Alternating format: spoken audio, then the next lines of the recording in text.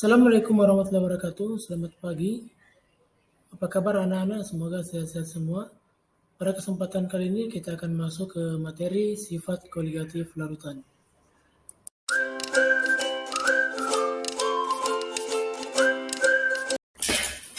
Kompetensi dasar 3.1 menganalisis fenomena sifat koligatif larutan atau penurunan tekanan uap jenuh, kenaikan titik didih, penurunan titik beku, dan tekanan osmosis.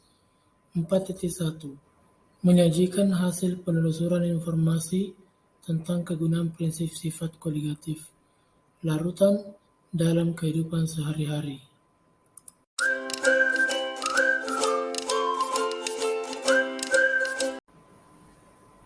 Adapun tujuan pembelajaran: 1. Menentukan molaritas suatu larutan. 2. Menentukan molaritas suatu larutan. 3. Menentukan fraksi mol zat terlarut dan pelarut dalam suatu larutan.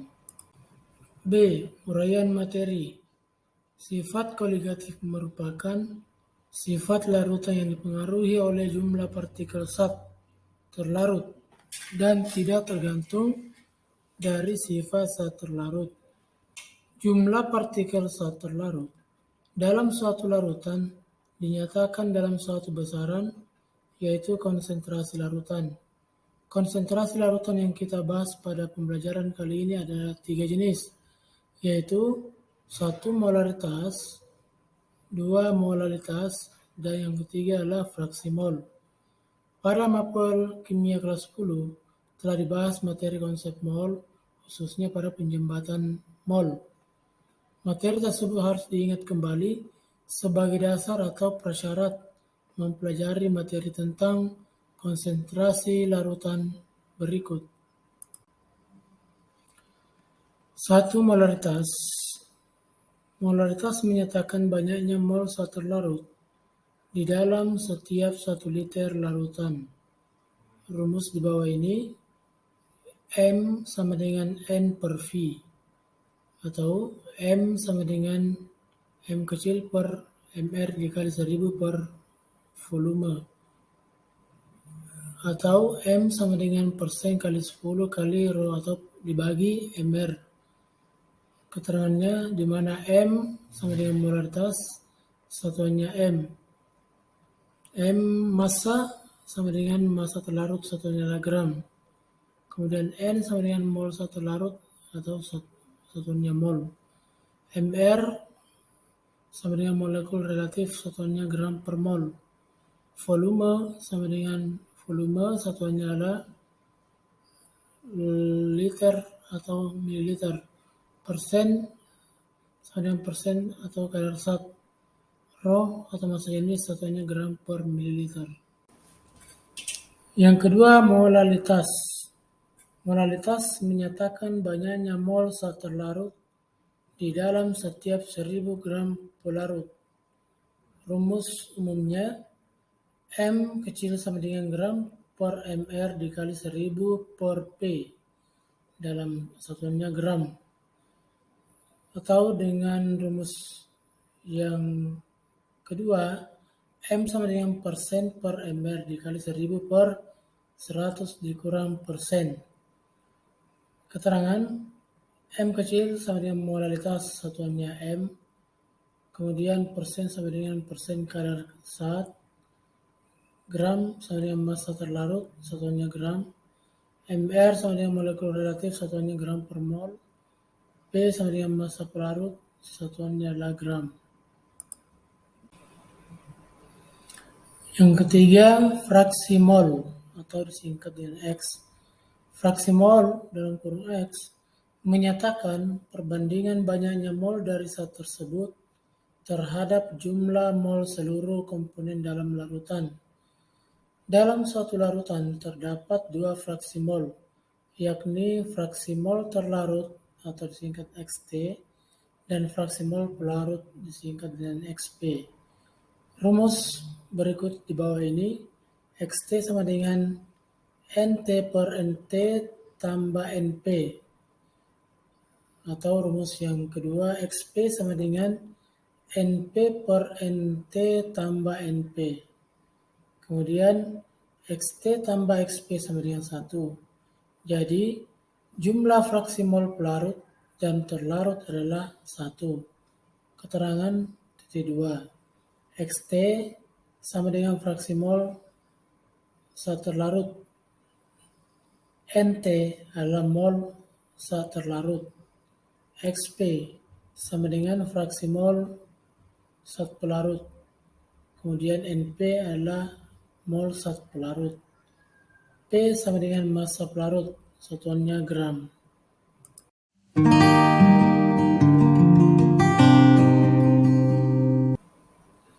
1. Sifat koligatif larutan. Pada kegiatan pembelajaran, siswa sudah mengetahui pengertian sifat koligatif. Pada sistem pelarut murni, titik didih, titik beku, tekanan uap, dan tekanan osmotik hanya akan dipengaruhi oleh molekul pelarut itu sendiri. Namun, dalam sistem larutan yang terdiri dari pelarut dan zat terlarut, keberadaan zat terlarut dalam suatu pelarut akan menyebabkan suatu perubahan tertentu. Pada keempat sifat pelarut tersebut, zat terlarut volatil mengakibatkan tekanan uap jenuh larutan lebih besar dari tekanan uap jenuh pelarut, sedangkan zat terlarut non-volatil cenderung menurunkan tekanan uap jenuh larutan.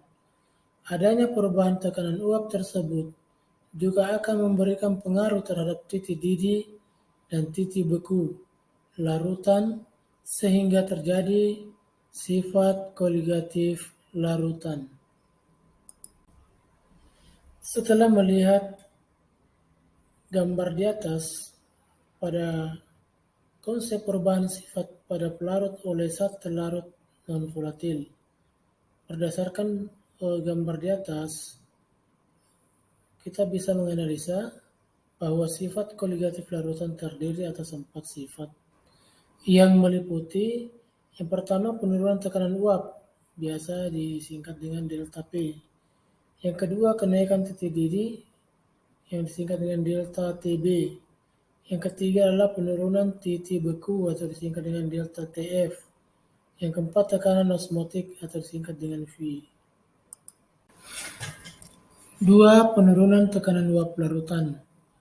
Penguapan adalah peristiwa yang terjadi ketika partikel-partikel zat cair meninggalkan kelompoknya.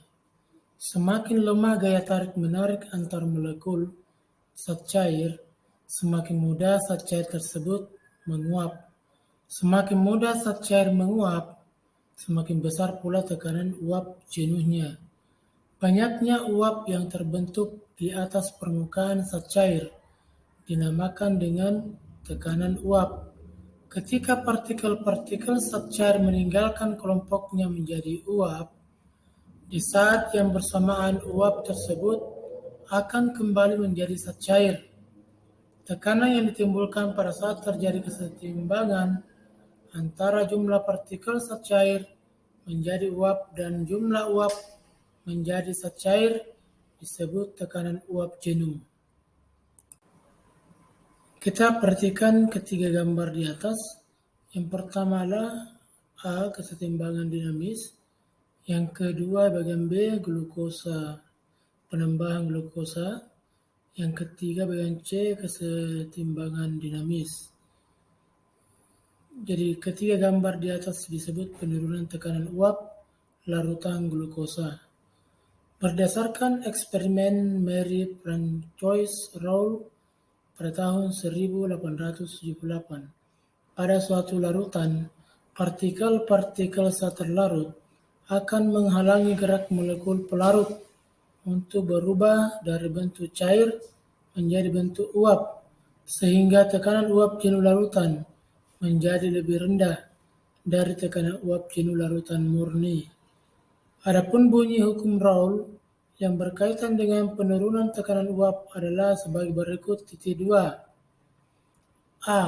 Penurunan tekanan uap jenuh tergantung pada jumlah partikel zat terlarut. B. Penurunan tekanan uap jenuh berbanding lurus dengan fraksi mol zat terlarut. Sehingga semakin besar nilai fraksi mol saat terlarut, maka tekanan uap larutan akan semakin rendah.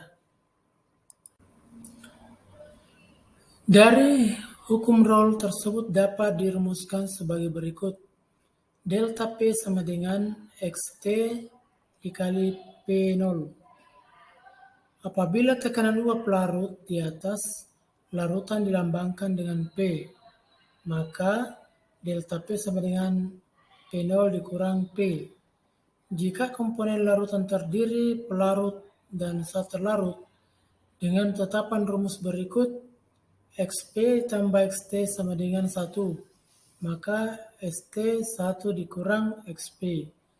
Persamaan akan menjadi delta P sama dengan ST dikali P0, di mana P0 dikurang P sama dengan dalam kurung 1 dikurang SP tutup kurung dikali P0. P0 dikurang P sama dengan P0 dikurang SP dikali P0, sehingga turunan rumus di atas itu menjadi P sama dengan XP dikali P0. Keterangan titik 2, delta P sama dengan penurunan tekanan uap. Kemudian satuannya milimeter Hg. Kemudian XP, fraksi mol pelarut. XT sama dengan fraksi mol zat terlarut. P0 sama dengan tekanan uap jenuh pelarut murni, satuannya milimeter Hg. P sama dengan tekanan uap larutan, satuannya milimeter Hg.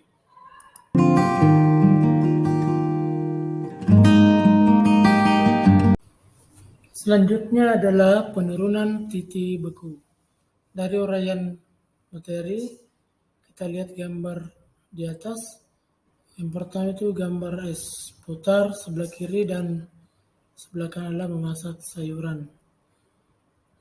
Hal apakah yang terpikir olehmu? Mengapa es putar di dalam gerobak tetap dingin, walaupun sudah berkeliling dalam waktu yang lama? Apakah si penjual membawa kulkasnya? Lalu bagaimana menjaga agar es putarnya tetap membeku? Atau mengapa pada saat memasak sayuran, garam selalu ditambahkan setelah air mendidih? Dari gambar tersebut, yang pertama bisa kita lihat bahwa es putar adalah es krim. Untuk masyarakat kelas bawah, selain rasanya yang enak, harganya juga cukup murah dan terjangkau. Ada hal yang menarik dari para penjual es putar ini. Mereka berkeliling dari satu tempat ke tempat yang lain untuk menjual es mereka tanpa membawa lemari es atau kulkas, hanya membawa gerobak. Mereka yang berisi es batu secukupnya, tetapi es putar atau es tong-tong mereka tidak mencair, padahal hampir seharian mereka menjajakan dagangan mereka. Mereka hanya menambahkan garam pada es batu yang mereka bawa untuk menjaga es putar. Mereka tidak cepat mencair. Sama halnya dengan proses memasak yang terdapat pada gambar di sebelahnya tersebut. Ketika memasak sayuran, penambahan garam selalu dilakukan setelah air mendidih, agar proses memasak tidak memakan waktu yang lama. Berdasarkan kedua fenomena tersebut, maka mari kita perhatikan bagaimana penjelasan ilmiahnya. Berdasarkan kedua fenomena tersebut, maka mari kita perhatikan bagaimana penjelasan ilmiahnya. 1. Penurunan titik beku. Titik beku larutan adalah suhu pada saat tekanan uap cairan sama dengan tekanan uap padatannya atau titik di mana air mulai membeku. Titik beku normal suatu zat adalah suhu pada saat zat meleleh atau membeku pada tekanan 1 atm atau dalam keadaan normal. Tekanan luar tidak terlalu berpengaruh pada titik beku. Pada tekanan 760 mm Hg, air akan membeku pada suhu 0 derajat Celcius. Dari gambar 4 di atas, pengaruh zat terlarut terhadap proses pembekuan pelarut. Jika suatu zat terlarut ditambahkan pada suatu pelarut murni hingga membentuk larutan, maka titik beku pelarut murni akan mengalami penurunan. Hal ini terjadi karena molekul-molekul pelarut susah berubah menjadi fase cair, karena partikel terlarut menghalangi pergerakan partikel pelarut. Misalnya, titik beku normal air adalah 0 derajat Celcius. Namun dengan adanya saat terlarut pada suhu 0 derajat Celcius, air belum membeku menjadi selisih titik beku pelarut di mana TF0 dengan titik beku larutan TF disebut penurunan titik beku atau delta TF. Dari penjelasan di atas bisa diturunkan ke dalam sebuah rumus, yaitu delta TF sama dengan TF pelarut dikurang TF pelarutan, atau delta TF sama dengan TF 0 dikurang TF. Menurut hukum Beckmann dan Rolle bahwa penurunan titik beku dan kenaikan titik didih berbanding langsung dengan molalitas yang terlarut di dalamnya, di mana rumusnya ATF sama dengan M kali KF. Dalam aplikasi penurunan titik beku, A. Membuat campuran pendingin pada es putar. Untuk membuat es putar diperlukan yang namanya cairan pendingin.